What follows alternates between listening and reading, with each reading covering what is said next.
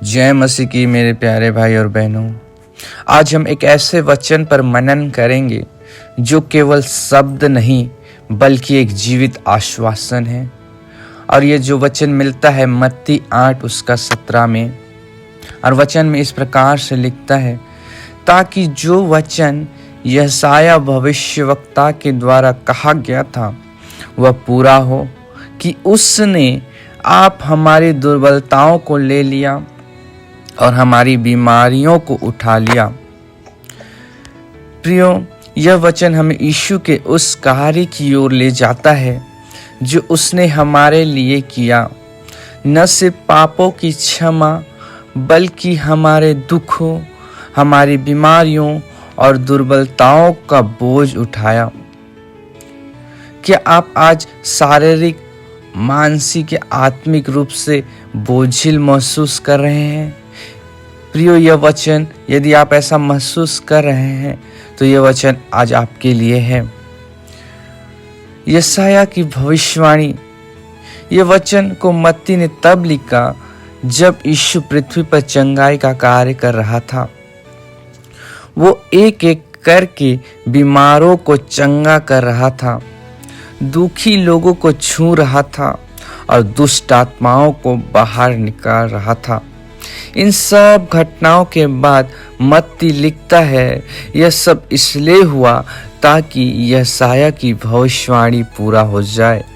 यशायाह 53:4 में वचन लिखता है, निश्चय उसने हमारे रोगों को सह लिया और हमारे ही दुखों को उठाया। इसका अर्थ है प्रियो, यीशु ने न केवल हमारे पापों के लिए मरा बल्कि हमारे दुख, दर्द और बीमारी को भी अपने ऊपर उठा लिया।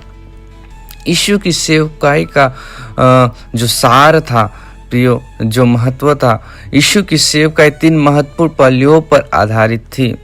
पहला, दया।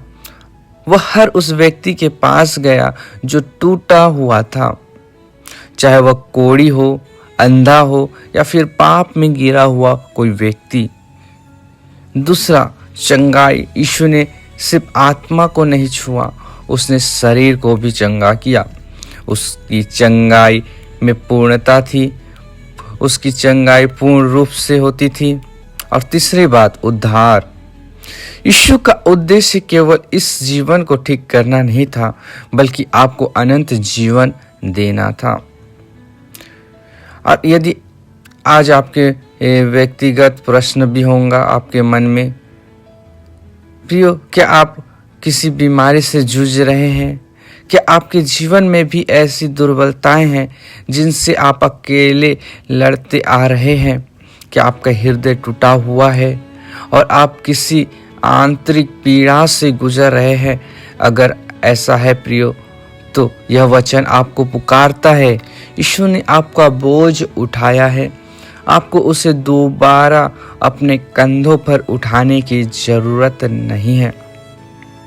पहला पत्र 5:7 वचन कहता है, अपनी सारी चिंता उसी पर डाल दो क्योंकि उसको तुम्हारा ध्यान है। प्रियो, यीशु आज भी वही है। वह चंगा करता है, वह दुखों को अपने ऊपर लेता है और वह छुटकारा देता है। जैसे वो पहले करता था, सेम टू सेम आज भी वही सामर्थ्य प्रभु यीशु मसीह है। आइए हम प्रार्थना करें। हे स्वर्गीय पिता, मैं आज अपने जीवन की सारी दुर्बलताएं, बीमारियां और दुख तेरे पुत्र यीशु के चरणों में रखता हूँ। उसने उन्हें पहले ही उठा लिया है। मुझे विश्वास दे, मुझे सामर्थ्य दे और मेरी आत्मा, शरीर और मन को पूरी तरह से चंगा कर, यीशु के नाम में मांगता हूँ, आमीन।